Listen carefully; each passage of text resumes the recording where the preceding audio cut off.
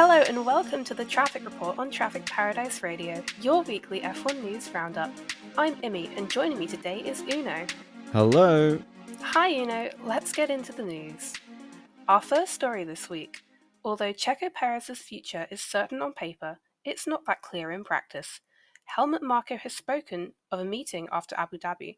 The result of this meeting will be presented to shareholders, from which a decision about the occupier of the second Red Bull seat will be made. Marko expressed dissatisfaction at the large point gap between Checo and his teammate Max Verstappen, as well as the realization that the Constructors' Championship is now out of reach. Checo has just Qatar and Abu Dhabi to prove himself. How do you think shareholders will influence negotiations? So I've done a lot of thinking about this, and I think this is how the shareholders will approach this situation.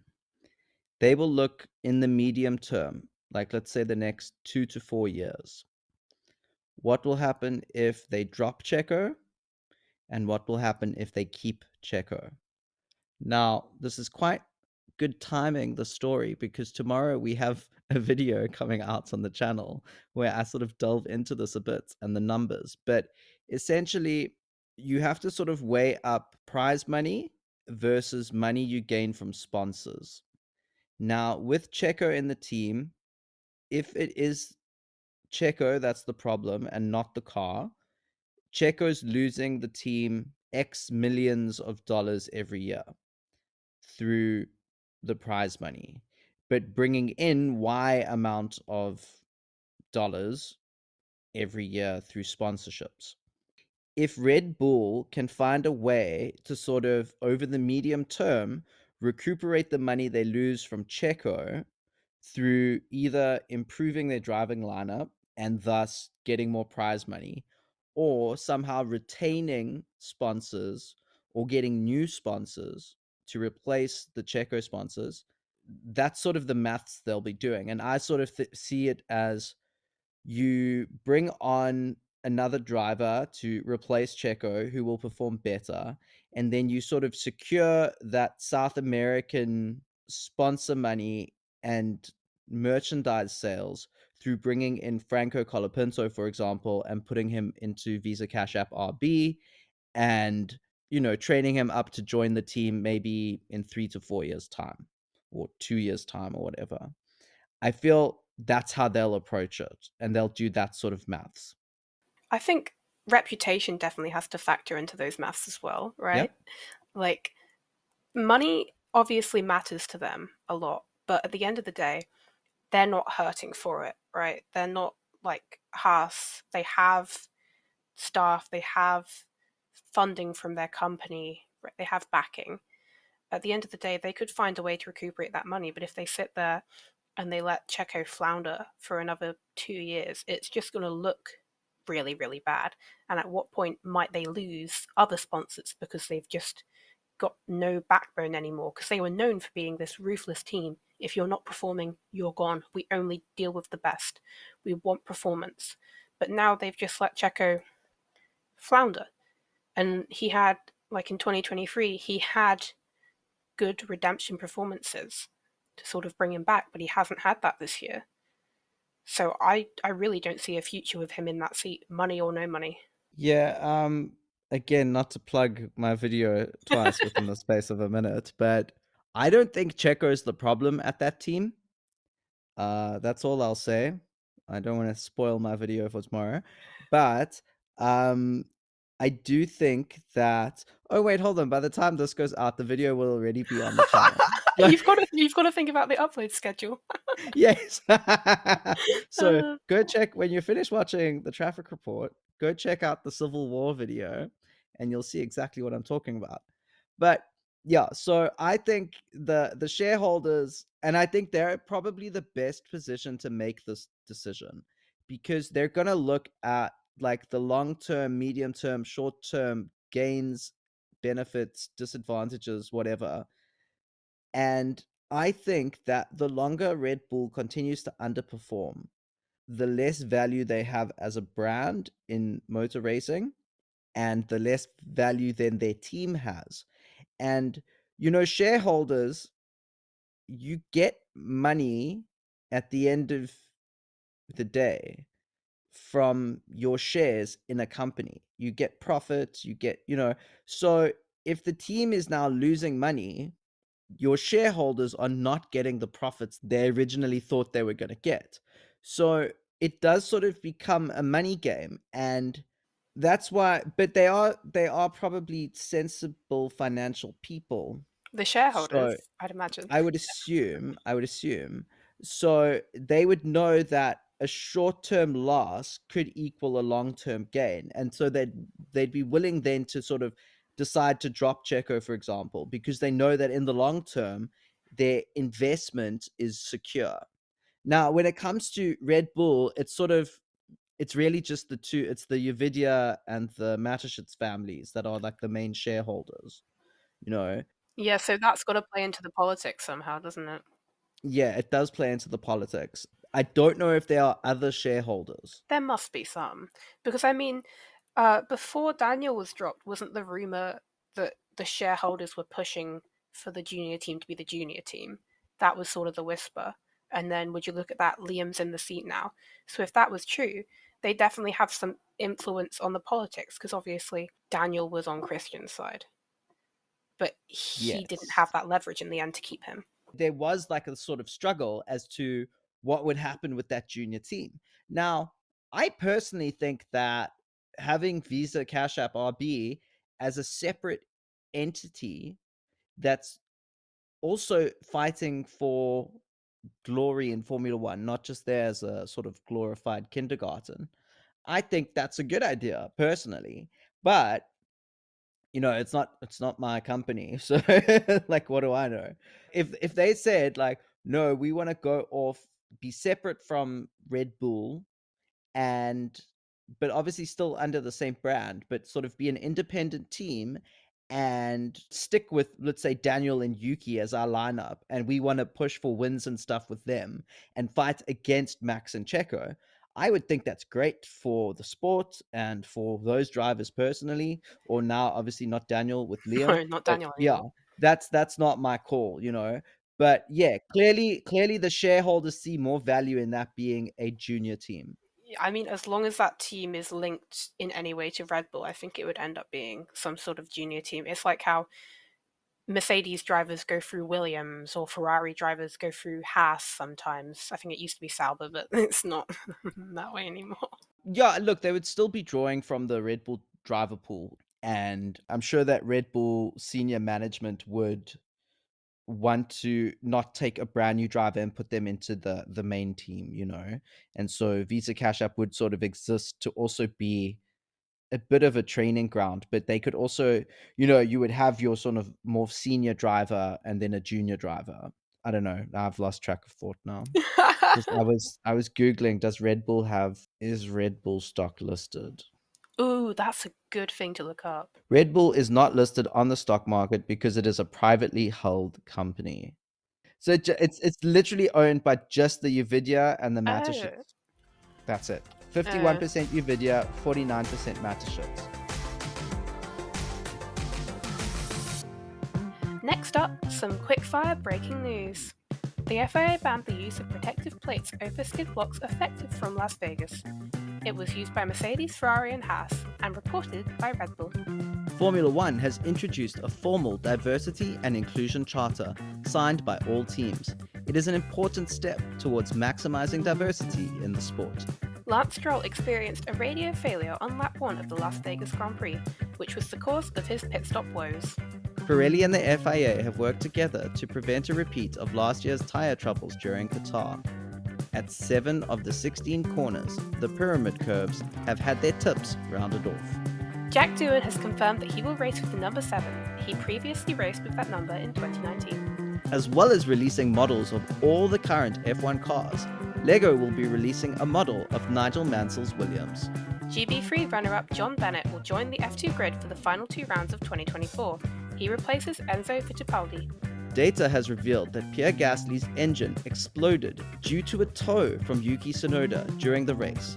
He reached 12,937 revs per minute and 361 kilometers per hour.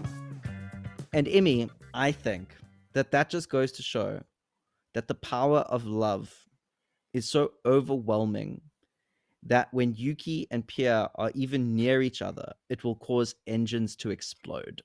I don't think it takes a lot to cause an Alpine engine to explode, really. You could, like, breathe on it quite hard. I think it might blow up. Shame. Yes. But I like to think of it in more poetic ways and less Yeah, sort of sure. and less I don't want to frame it in terms of incompetence. I think it's better to frame it in terms of love and mutual respect for each other. I don't But know. yes, I mean, I don't know if Pierre would agree with that. He was running in uh, quite a good position. yeah, I mean, he was clearly happy to be behind Yuki because he was getting that toe. So he was probably making a move to overtake or something, and then Yes. boom. Boom. Shame. Very sad for him, but nothing we can really do. Sorry, Pierre, but you'll Oh. always have Yuki and karaoke in Milan. Yeah. I don't think that'll fix the engine though. You'd be surprised what a off-key Adele song can do to boost your mood.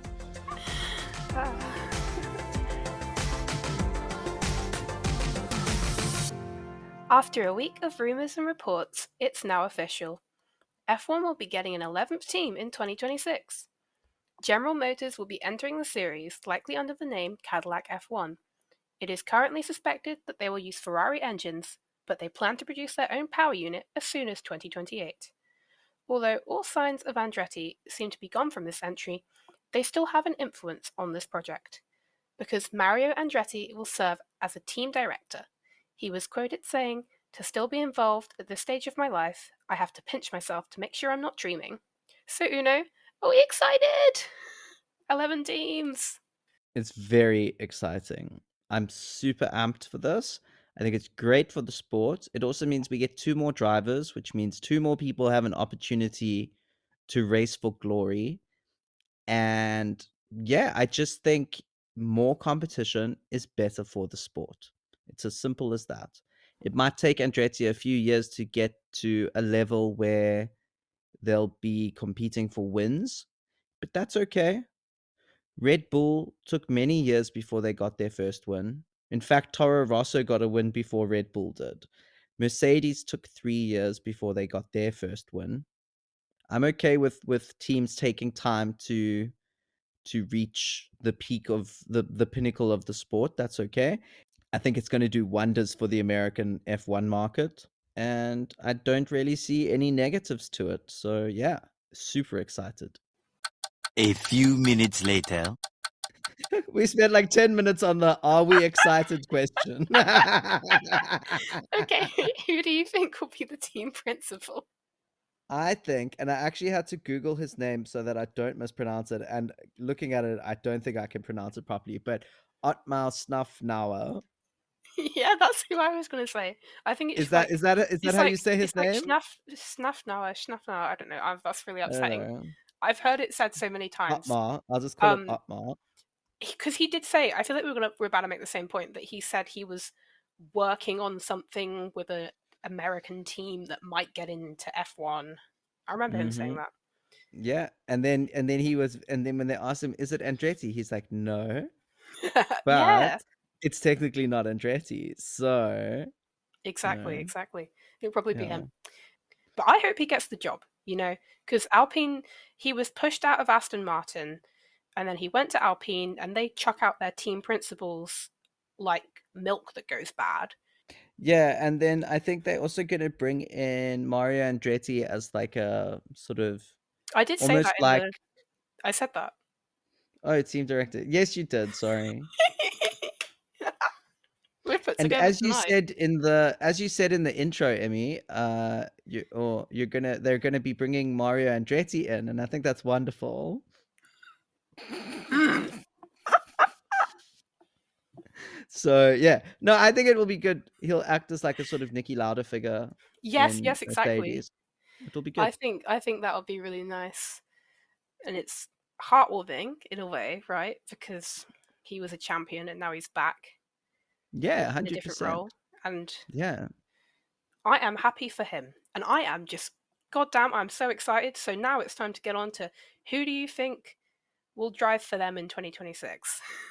I think, and it's probably not going to happen, but I think it would be amazing if Logan Sargent would sign with Andretti and come back and just do so well and just be like, see what I can do with a good car, you know? Like, oh, it would be amazing. But I don't think it's going to happen. I think Logan seems happy in the IndyCar environment, and I think he'll get a seat by 2026 in IndyCar.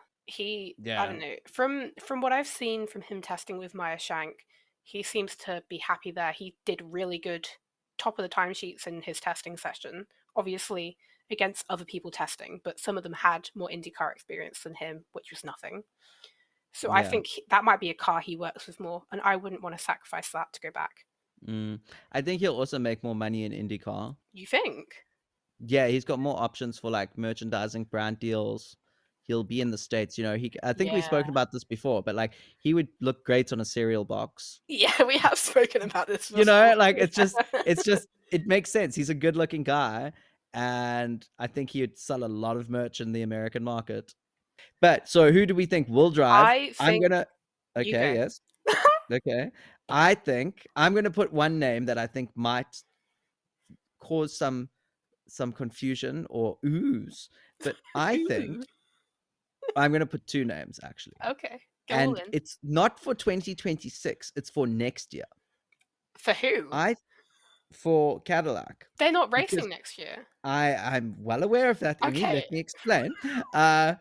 So they're gonna need drivers to help them develop the car. And I can totally see them calling up someone like Daniel Ricciardo or Valtteri Bottas to come work with them for a year to develop the car. Okay, now listen to me. Who Yes. I think is going to be in the car in 26. I think Colton Herta, if he gets the super license, and Valtteri Bottas.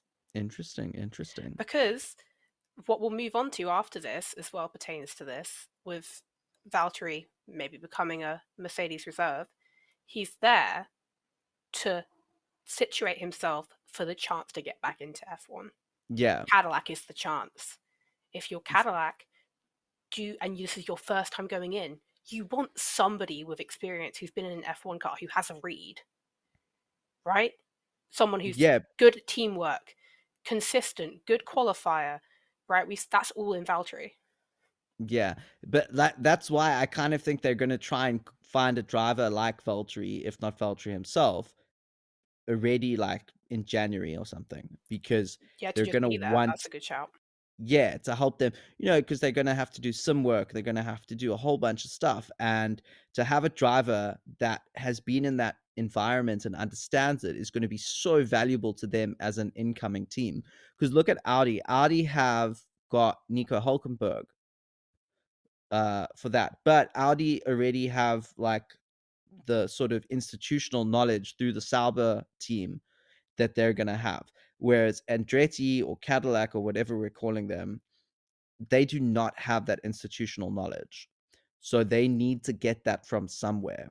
And I think getting an experienced driver, that's why I kind of said like Daniel Ricciardo, because he's a known property, especially in the States. So if they could sort of hype him up that he's working with the team, and he might not drive for them in 2026, but he could be like a sort of a figurehead for the team and a more sort of like the public face of the team, if you will, much like they're doing with Mario Andretti. On Mario Andretti as well, Yeah. to add to my Colton Herta point, it seems Mario is a big fan of him Oh, and like a big supporter, even. I think is probably better wording than a fan. But he is basically, if Herta gets the super license points, I think he will be a shoe in. His issue, because obviously he had a chance to get into VCarb, or it would have been AlphaTauri then in 2023, but he didn't have the super license points. oh. So if he has them, I feel like this will be a really good option for him.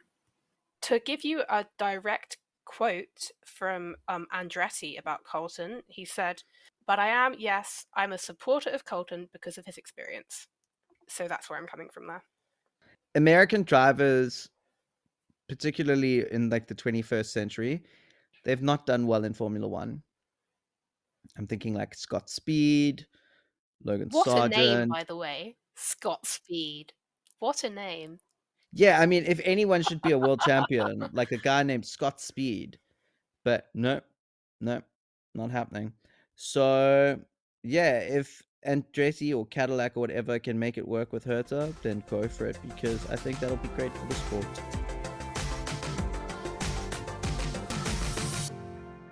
Toto Wolff has confirmed that Mercedes is negotiating with Valtteri Bottas for a reserve driver role.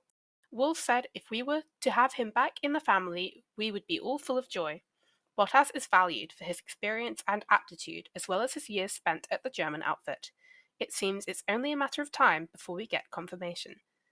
So, Uno, I feel like this really links to what we discussed right before this, but could this be a way for Valtteri to get back on the grid by 2026? I think we all know my feelings.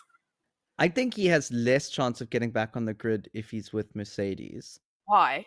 I just feel like he won't have as many opportunities, because I could totally see Mercedes pulling some sort of weird move to stop him going to Cadillac, because Eh, he might take knowledge with him, insider information with him. mm, Because Mercedes were worried when Williams signed Alex Albon that Alex Albon was actually a Red Bull spy trying to find information on the Mercedes engine that Williams was using.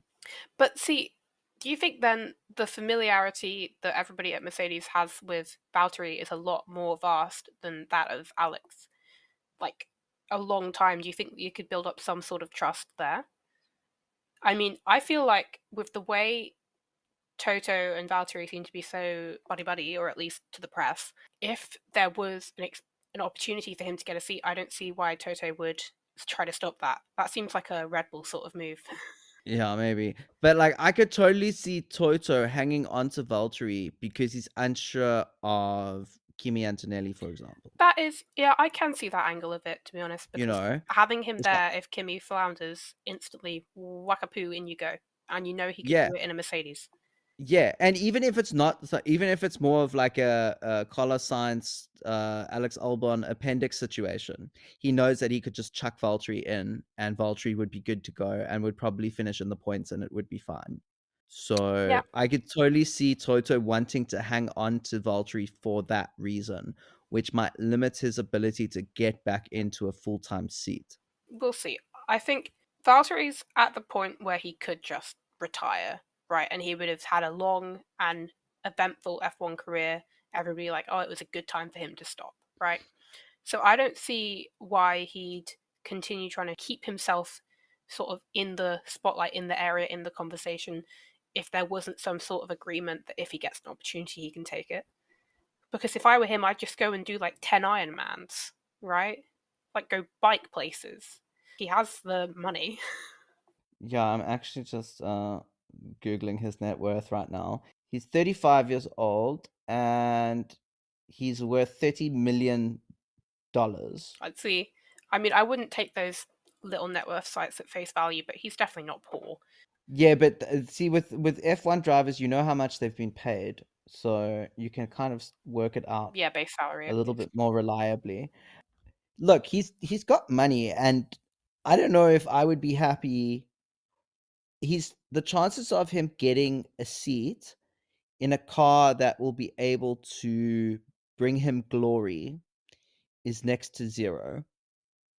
Not because he's not good enough or anything, but because he's reaching the age where a driver starts to lose a bit of their magic, and there's younger people there that will ask for less money and are more easily moldable into what the team needs them to See, be. but maybe his outlook is just that he wants to race. It's obviously better to be Yeah, but then fast. wouldn't he go then to a different I see. I series? don't know, but he seems to want to situate himself in the paddock because I'm sure if he went to IndyCar or WEC or something, he could find a seat. Yeah, I don't know. I just feel like he should do like a Raikkonen rally. Yeah, he probably he would be he would look great in a rally car, but he obviously has some hope that he can either get a drive or get a good drive, and he has some plan, right? He has his little, oh, what? This is the segue. This is the segue. Are we happy to stop? Because I'm happy to segue. You can't announce this is the segue. You realize that, I'm right? doing it now. Right, look. I mean, Okay. Segue. no, look, I've got this. What was I saying? Yes, no. I mean, he has other stuff he's doing. He has his little sort of what's next whole merch drop, tattoo, Instagram profile. So he obviously has a plan. And with that, finally, some light-hearted news. After his departure from Sauber, Valtteri Bottas has started a What's Next campaign. A part of this includes selling branded merchandise. He has announced that a portion of the proceeds will be donated to a charity that helps families affected by sudden job loss. Now that was slick. That was a terrible segue. It was terrible. Because you like said something and then just like said it No, again. but I said it again. almost. And see, the point is with the editor magic. You cut out the bit before. I'm intentionally going to leave this bit in so everyone can see what you expect me to work with. Oh my god. Well, no, but all jokes aside, in my head it was good. Great. No, it's all good. It's all good. I'll fix it in post. We'll fix it Thank in you. post. All jokes aside, I really admire that Valtteri will do something like this. Clearly, he's having a little bit of a dig at his own situation. He doesn't need unemployment benefits or anything. You know, as we've just stated, he's a multi-millionaire. He's fine. He's gonna be fine. It's not an issue for him that he's not gonna have work next year, or whether or not he does, who knows. But I do think that it's really good of him to sort of poke fun at his own situation as a way to raise awareness and raise money for other people who are actually struggling with finding work or being unemployed or whatever it might be. So I think that he can be compassionate enough to look at his own situation and figure out a way to make it benefit other people. 10 points for him. Like, what a gentleman. Yeah, I mean, I think it's just lovely. And to have this whole campaign, you get people interested. Oh, where's he going next? Let's look at his Instagram profile. Where's he going next? Oh, look at the stuff he's selling. It's like he's bringing people in, right? And he's raising money. And I would like to know what the portion of the proceeds is, though, because I feel like you can say portion and mean like 50%, or you can mean like 10. Not to be a Debbie Downer. Wah, wah, wah. I know. I'm sorry. It's okay. It's really nice though. Yeah. I just wish the jumper was in a nicer color. Oh, I haven't actually even seen the pictures. It's a really stunning sort of. It's actually such like a Yuki Tsunoda merch blue. But anyway, it is a very nice thing for him to do, and I hope he gets some sort of role in whatever he wants. Just like how we spoke about Logan on the American market, like I think he's got some pull in Australia, so he could probably get a few cool brand deals there as well. Yes, he definitely has pull in Australia. The mullet. Yeah. Okay, I think we're done. I think we're done. Thank you for joining us. That's all the news we have for you this week. If you enjoyed this video, please like and subscribe, as we will have news for you every Wednesday. Thank you for watching, and have a good rest of your day or night. Bye! Bye-bye!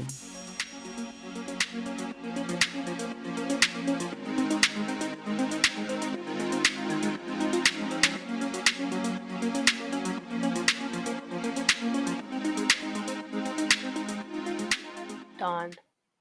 It would be so interesting to see them on the stock market. But no. Yeah. Oh well. I bet their stocks would be up after Las Vegas though. Sorry, what did you say? I wasn't listening. I thought I made quite a witty joke. I said I bet their stocks would be up after Las Vegas. Oh, yeah, 100%. I don't think that's a joke though. No, Unless I it's missed not something. really.